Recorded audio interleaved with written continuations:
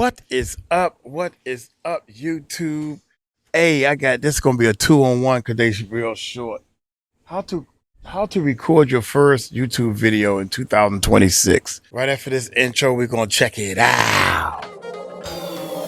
Growth's got a formula most never learn. You don't need luck or talent, structure is earned. If you're ready to build and you know it's your turn, start with the 4 free videos. Earn as you learn. Click on the more below to sign up. That's right, y'all. Y'all click in our description area below. Sign up for my 4 free videos. If you're really trying to get your videos going and get some understanding, stop guessing. Get on a phone call with me, man. Let's see what you got. Let's see what you have done so far. Let Uncle Mike show you how you can improve and grow your channel a lot faster. Hit that subscribe button. Hit that bell. Let's check out this first video, how to record your first video. Here we go. In this video, I'm going to show you how to record your first YouTube video.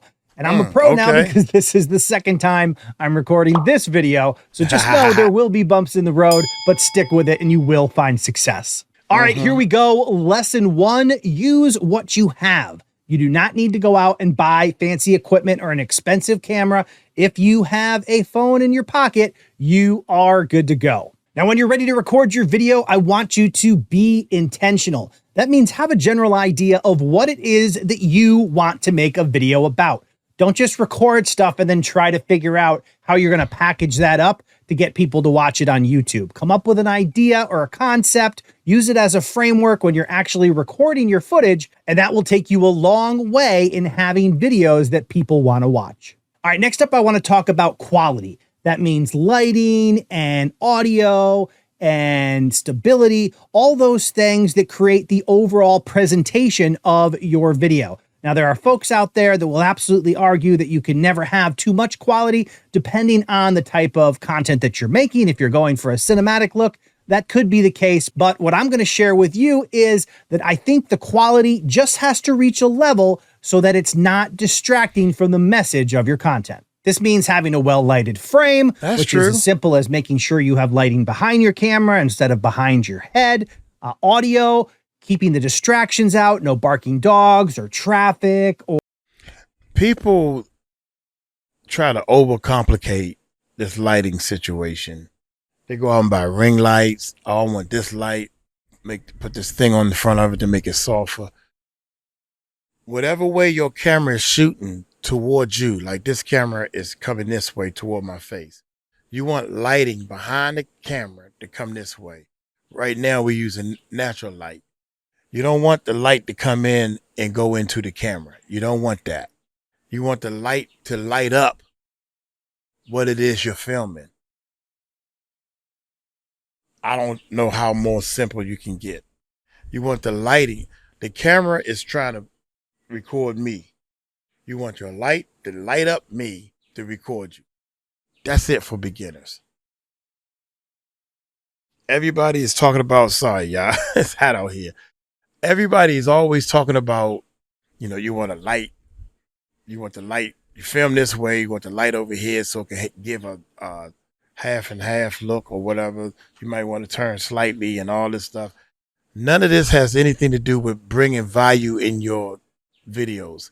All you have to do is bring value to your videos. And that's 90%. Half of the people don't even look. They listen. They ain't looking at what you're doing. They want the information. What's in it for me? The value. That's all they need. Or people yelling in the background of your house, all these things. I know it's a challenge. As soon as you hit record, all those noises always start up. They'll start building a skyscraper right next to you as soon as you hit record. But just bear through it and try to eliminate as much background noise as possible to get the best quality audio that you can. Also, stability is a big thing. If you are using your phone, you want to keep in mind that you don't want to be walking around, bouncing this thing around like a basketball. It will make your audience sick. And if the motion is too extreme, there's a good chance that they'll stop watching your video and go somewhere else. So you want to make sure that if you are holding your phone, that you're doing it in such a way that it is nice and stable, whether that's using two hands on the camera or one hand on your wrist, or taking the phone out of your hand and putting it either on a tripod or up against a stack of books so that it's stable That's going to go a long way in helping create a better quality look in your videos. Also, as we mentioned earlier, in having an idea about what you're going to record, have a bit of a structure for the video that you're making. A simple beginning, middle, and end can help you tell the story or deliver the message that you're trying to get to your audience. Figure out what your video is ultimately about, try to build up to that, share that with people, and wrap it up or come to a conclusion and ultimately communicate why they should care. Now, after you've recorded your content, you do want to edit your footage. You can use a free app like iMovie on iPhone or several different apps on Android phones that can give you some basic features to clean up your video and try to keep it as engaging as possible. Make sure that you aren't running off on tangents and that the content itself is engaging and keeping somebody interested. You want to make sure that you have some interruptions so it's not just a bland single screen, single person talking to the camera with no changes whatsoever. People can kind of tune out when you're droning on like that. Also, try to remove as much fluff as possible. If it's not supporting your story or the information that you're trying to share with your audience, cut it out of there. I mean, you do want to make it as engaging as possible, but if you don't think it is supporting your content, then consider removing it. And after you've made all those decisions, after you've edited your video, watch your own content. Can you get through your videos? Do you enjoy watching the video that you've made? Are there places that seem slow to you? If so, then those are the areas that you want to focus on to try to make that part of the video a little more interesting to a viewer. Now, that's the hardest part right there. Watch your own videos, but you have to watch as a viewer or a director. Keep watching other people's videos. See what they're doing that you don't like. See what you're doing in your own videos that you don't like. You have to look at your videos and critique yourself. Don't just say, yeah, look at me. I'm on camera. Look at me. No, you have to say, you know what? I need to flow into this. Look at it as a viewer and say, am I looking at this video? Did I learn anything? Did I get something from it? No, I didn't. I didn't get anything from it. Right now, people want to learn how to record YouTube videos. I am searching for the information that these people are helping the beginner. And so far, they're not helping the beginner. You know why? They're just telling them to do too many things. Hit the record button, practice, and bring as much value as you can to your niche. I saw this video the other day, and this video said you should do this. What do y'all think? Let me see the video. Play the video for them. You know, bring value. You got to bring value to what it is you're saying. Let's continue. If you're not going to watch it, why do you expect them to? And listen, don't get distracted by what all the big YouTubers are doing out there. You're not there yet, but you can absolutely get there. You get there by focusing on the fundamentals and learning how to make videos and improving over time. It's going to take you several videos to get comfortable doing it. You want to make sure you upload the videos and try to improve upon them. Don't get into things like trying to delete videos or any of that. You want to be able to see your progress over time. You're on your way to recording your first video and getting it uploaded on YouTube. And if you keep that process up and record your second and third and fourth and fifth and 16th and 17th and keep going, you will find success. But hey, we're getting ahead of ourselves. You probably want to know how to upload this video to YouTube. On screen now is a video that will show you exactly how to upload your first video to YouTube. Thank you so much for watching. Like this video, and I'll see you in the next one. Okay, let's check that out. We're going to check this one out right here because another 8 minute. How to record your first video. Let's see if he's... First video going to be about. Before we get into all of the gear or filming... Here we go, here we go. If you want to make your very first YouTube video, by far the easiest way to do so is by using the smartphone that you already have. So in this video, I'm going to walk you through step by step how to record your first YouTube video. A cell phone, they say try to use the back camera. Okay, I agree, it's a little better, but you can use the front camera, no problem. This is your first video. It ain't like you're going to go viral. It ain't like your channel not monetized. Let's set everything up to practice on the number one thing you should be doing. Is bringing value to your video. So the difference between the front camera and the back camera, yes, there is a difference, but it ain't that serious. It is not that serious. Line that that cell phone up, get your camera going. I record many of videos with the front camera. They said, don't use the front camera. That's what the guy told me. Am I teaching you or you want to show me? They said, don't use the front. The back camera's better. Yeah, it is better. But really, you're learning. So let's keep learning. Front camera, that way you can know where you at in the camera and stuff. Once you get to be an expert, you can turn the cell phone around, and you can use the back camera, record a little bit, set it up, then you can forget about it to do whatever you want to do. What the problem with a lot of people trying to do a YouTube channel, they don't want to go one step at a time. One step at a time. Can we go one step at a time? But you got to keep going with the steps. That's the main problem. The problem is not recording with a cell phone or a camera or anything like that. The problem is doing it every day. Where am I at? Where am I learning? The problem is having a coach. And stop guessing. Here we go. With your smartphone. Now, step one is to decide what is your first video going to be about. Before we get into all of the gear or filming, we've got to decide what is the actual content that we're going to be recording for our video. But an important note here is that you don't want to overthink this, especially for your first video, because your first video is going to be a learning experience. And trust me, this will not be your best video, but it's an important first step to getting consistent with making more content on YouTube. Your goal is to think of one simple idea, jot down a few notes or bullet points about how that video is going to flow. What is the introduction going to be? What is your middle and your core body going to be about? And how are you going to wrap up the video? And really, that's all you're going to need for your first video. A really simple framework that we like to teach our students here at Think Media is the ASQ method, or answering specific questions. So what is one specific question that a user on YouTube might be searching for, and your video could meet them with the answer to their question? That is a great starting point for your first video. Step number 2 is choosing a background to record your video. And if you want to be super formal, this is also called location scouting. And typically the easiest way to do this is to grab your smartphone and turn on the selfie camera, and then just walk around your bedroom or your home office or even your entire house and just look for the best angle to film your video in. And for today's video, I actually found this cool little background setup in our bedroom. And I haven't really filmed a YouTube video here before, but I wanted to show how simple it actually can be to rearrange a couple things in your frame, make an intentional decision about where you're filming, and you can actually get a pretty cool looking scene even in a small bedroom space. You might also want to listen to the room that you're in and just make sure that the sound environment is not too echoey, or you're not super close to a window that has a lot of traffic near a road. So just some sound considerations you want to think about for your recording scene. Now, step number 3 is to get your gear set up for recording. And the key thing here is you just want to use what you already have. Starting with your camera of choice should just be whatever smartphone you already have. Smartphones nowadays have incredible image quality. And as I look at cameras I had 5-6 years ago, all of these modern smartphones take as good a video quality as all of those cameras. So just start with your smartphone. A couple settings you do want to make sure you have dialed in are shooting in 4K resolution. That'll get you the best image quality. Additionally, make sure your frame rate is either 24 or 30 FPS if you're shooting regular talking head style videos like this.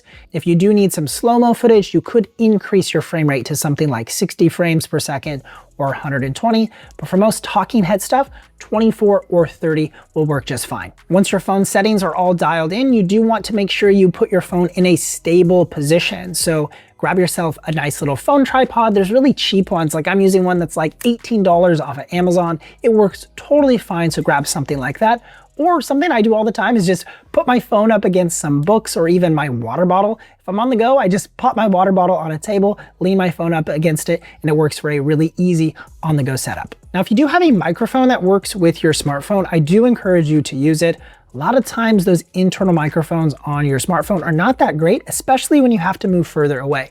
So for this video, I'm using the Hollyland Lark M2. It's a really basic wireless mic system that comes in different variations for as cheap as like $70. So this is a great starter microphone that you can take a look at to improve your audio quality. And then finally, lighting is optional. You don't have to add video lights to your scene, but it can really increase the quality out of your... These videos, it's the same thing. I use these little mics right here because you can actually plug them in to your cell phone. It's real simple and easy. This makes a much better recording. It makes your video look better. One guy said that to me once. I mean, I saw that on the YouTube channel. He said, your sound quality will make your video look better. It makes make it look better because of the sound. If the sound is crappy, if you're so far away, right? If you got it so far away, then the sound quality is not going to be that good. So let's keep continuing. Your smartphone and not have your image be so grainy if you're relying on just interior house lighting. So a couple of lights that we do recommend would be, first, there's a 2-pack lighting kit from Nice VD that comes with everything you need for only about $50. It's a really great starter kit. For this video, I'm actually using the Amaran 60D and one of their soft boxes. So that's key. So a couple of lights that we do recommend would be, first, there's a 2-pack lighting kit from Nice VD that comes with everything you need for only about $50. It's a really great starter kit. For this video, I'm actually using the Amaran 60D and one of their soft boxes. So that's gonna be a little bit more expensive, but it's a really nice soft lighting look. And I can use this for many, many years because it's such a high quality light. If you don't have any video lights, that's okay. I encourage you to try to put yourself near a window and leverage natural light. Like, depending on the time of day, even this window right over here produces some really nice natural light early in the morning. It's really soft, and I can actually pull this kind of transparent curtain a little bit over to make even a softer light. So natural light is a great way to improve your image quality as well. And an easy way to remember all of this is the acronym we use here, AVLS. It stands for audio, video, lighting, and stabilization. If you make sure all 4 of those pieces are dialed in before you hit record, you should be good to go. Now, step number 4 is to actually start recording your video. And I know this can be the most overwhelming part of the process. Like, the moment you hit record, it's like, you forget everything. Like, what just happened?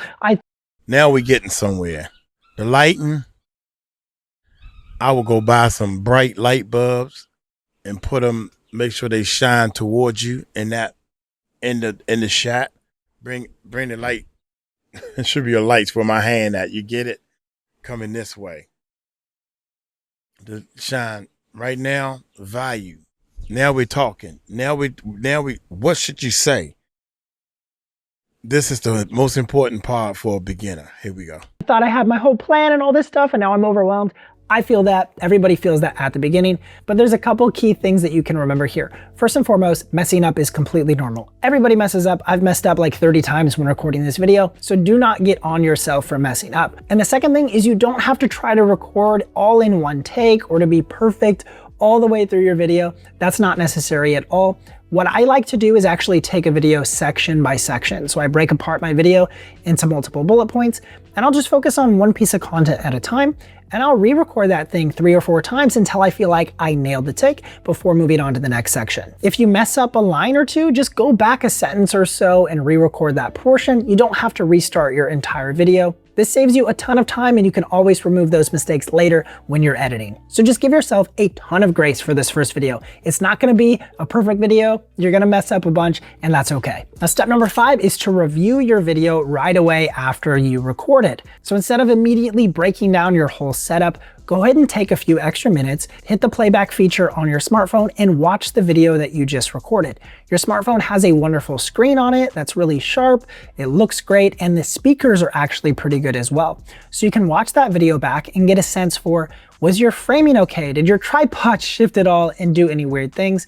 Did your microphone ever get muffled, or did your lighting shift at all? These are all things that you can look for in your initial review and can save you a ton of time if you realize in the moment, oh my goodness, I like messed up 2 or 3 things that I can just quickly re-hit record and record right there in the moment, then trying to reset up everything later. So an initial review process is really important, especially for your first video. Now, before our last step, there are some frequently asked questions that people ask all of the time in our comment section that we want to answer right away. So the first question is, do I actually have to record in 4K image quality? And the short answer is, no, you can record in 1080p. Minimum, we'd recommend 1080p. But what we do notice is a huge increase in quality for 4K videos, and YouTube itself actually prioritizes 4K uploads. So if you can and you have the space on your phone to record in 4K, we highly encourage it. If you can't for whatever reason, we do encourage you to at least record in 1080p quality. Another question we get all the time is, how do I actually compose my shot? Like, where do I sit in the frame? How do I set up my shot to look good? Well, a good rule of thumb is to remember the rule of thirds. And I'll put some grid lines right here on the screen so you can see what the rule of thirds would be. There's lines here on going vertically up and down and then horizontally across the frame. And it creates these different intersections. But ideally, you want your eye line to be on the line that's on the top of the screen, the top third of the frame, not actually right in the middle. Like if I was right in the middle of the screen, it would look like this. And it's like kind of weird. There's like all this extra headroom up here. That is not ideal. You actually want your face to be resting on the top eye line, and that'll be a good and well-composed shot. Another question we always get is, can I use the rear camera or the front-facing camera? Like, what's the best one to use for my video? And typically the rear cameras are always gonna look a little bit better and sharper. So if you can use it, that's great. But nowadays, those front selfie cameras are actually really good as well. And to prove it, for this entire video, I'm actually using the selfie camera on my iPhone Air. So whatever makes the process of your first video easier, that's what we would recommend. For a lot of people, that's gonna be that selfie camera, so just use it. But if you like the way your rear camera looks, then you can use that as well. Now that brings us to our sixth and final step, which is you need to edit and publish your video. You spent all of this work planning your video, and I'm glad he said that. I'm glad this is a great guy right here. Cause he giving it to you straight with no chases. The front camera is just as good, especially if you're a beginner. I wouldn't record in 4K. So far, it's been 7 years and we haven't even, I put the cameras in 4K one time. They almost heated up. 4K is like a lot of data. Its upload time is slower. Editing all this footage on a 4K is a much slower. You're a beginner. Just 1080p is more than enough. Like the way your rear camera looks, then you can use that as well. Now that brings us to our sixth and final step, which is you need to edit and publish your video. You spent all of this work planning your video and getting your equipment set up and recording. Now it's time to finish the job and make sure you edit that video and then publish it for the world to see. And if you need help editing your first ever video, even just right there on your smartphone, we have a great video that you can check out right here. That's how to edit your first YouTube video with a smartphone. You can go ahead and watch that. And wow, how to edit. Man, y'all let me know if y'all into the editing. I thought maybe you wanted to start. I guess that's the next phase of starting. If you're starting with a cell phone, this is how you edit. I guess this will be the first video I do for that, for beginners. Look here, I'm gonna get on up out of here. We about to go swimming, y'all. We in the Philippines. I thought I'd come out here and show y'all some of the Philippine land right by my house. This is my house right here, y'all. Look, I'm right beside my house.